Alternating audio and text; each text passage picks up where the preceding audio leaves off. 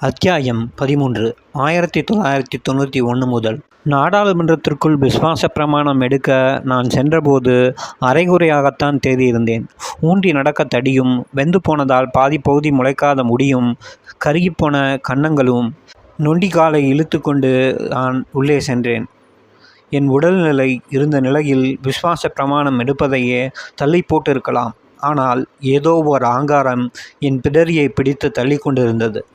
தடியை ஊன்றிக்கொண்டே மரபுப்படி விசுவாச பிரமாணம் எடுத்துக்கொண்ட பின்பு 4 படிகள் ஏறி அவைத்தலைவரை வணங்கிவிட்டு வலது பக்கமாக 4 படிகள் இறங்கி எதிர்க்கட்சி தலைவருக்கு வணக்கம் தெரிவித்துவிட்டு சபாநாயகருக்கு கீழாக அமர்ந்துள்ள நாடாளுமன்ற செயலாளரிடம் தேர்தல் ஆணையம் தந்த தேர்ந்தெடுக்கப்பட்டதற்கான சான்றிதழை சமர்ப்பித்துவிட்டு கையெழுத்து போட முடியவில்லை. கைரேகை தான் வைத்தேன்.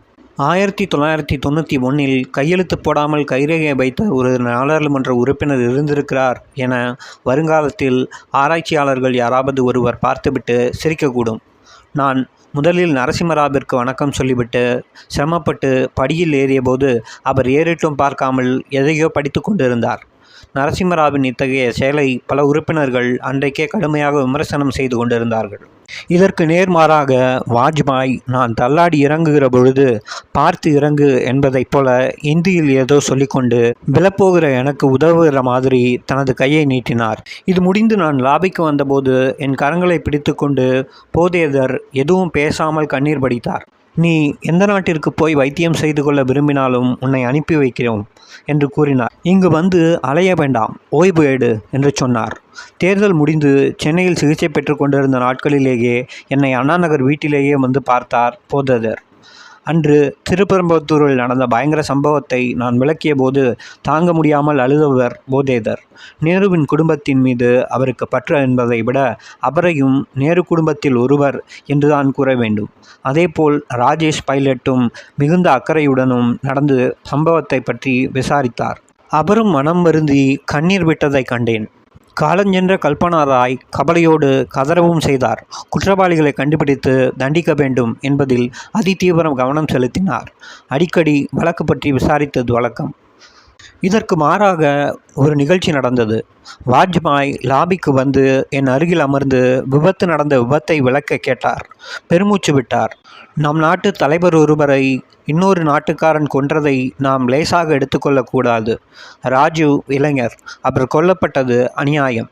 அவரது குழந்தைகள் பாவம். நினைத்தால் வேதனையாக இருக்கிறது. நீ ஏதோ செய்ய வேண்டும் என கடவுள் உன்னை விட்டு வைத்திருக்கிறார். விரைவில் குணமடைய கடவுளை பிரார்த்திக்கிறேன் என்றார் அவர். மீண்டும் திரும்பி குவாலியர் ராஜமாதாவுடன் வந்தார். என்னை பற்றி அவரிடம் ஏதோ சொல்வது தெரிந்தது. ராஜமாதாவை நான் பார்த்திருக்கிறேன். பேசி பழக்கமில்லை. அந்த மாதா என் தலையில் கையை வைத்து கடவுளிடம் ஏதோ ஜெபம் செய்தார்.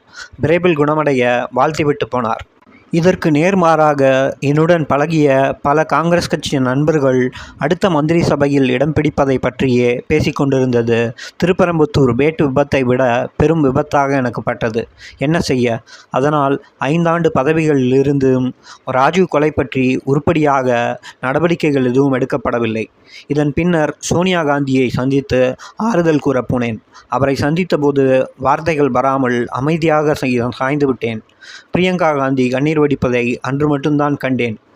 இதே பிரியங்கா முகமது ஷாயின் மகள் கடத்தி செல்லப்பட்டது அன்றைக்கு ராஜீவ் காந்தியிடம் என்னை கடத்தி கொண்டு போனால் அதற்காக அழ வேண்டாம், யாரையும் மன்னித்து விடுவிக்க வேண்டாம், நானே போராடி வருவேன் அல்லது சாவேன் என பேசியபோது உயர்நிலைப்பள்ளி மாணவியின் துடிப்பான பேச்சு என்று மட்டும்தான் நினைத்தேன். பின்னர் பல சந்தர்ப்பங்களில் அந்த பெண்ணின் துணிவை தெரிந்து கொள்ள முடிந்தது. இன்றைக்கோ கண்ணீர் விட்டார். நான் ஆறுதல் கூற வந்தவன் ஆறுதல் தேடி நின்றேன். நெடுநேரம் கழித்து சோனியா நடந்த விவரத்தை கேட்டு குண்டு வெடித்தது வரை கூறிவிட்டு பின்னர் அடிபட்டு விழுந்து விட்டதால் நான் என்று முடித்துவிட்டேன். அந்த முகத்தில் தேங்கியிருந்த சோகம் ராஜுவின் மீது அவர் கொண்டிருந்த பாசத்தை கொட்டி காட்டிற்று. கணவரை இழந்தோர் காட்டுவதில் என்ற சிலம்பின் அறிவுரை நினைவுக்கு வந்தது. இப்பொழுது துணிந்து களத்தில் நிற்பதை காணும்போது மகிழ்ச்சியாக இருக்கிறது. அத்தியாயம் முற்று.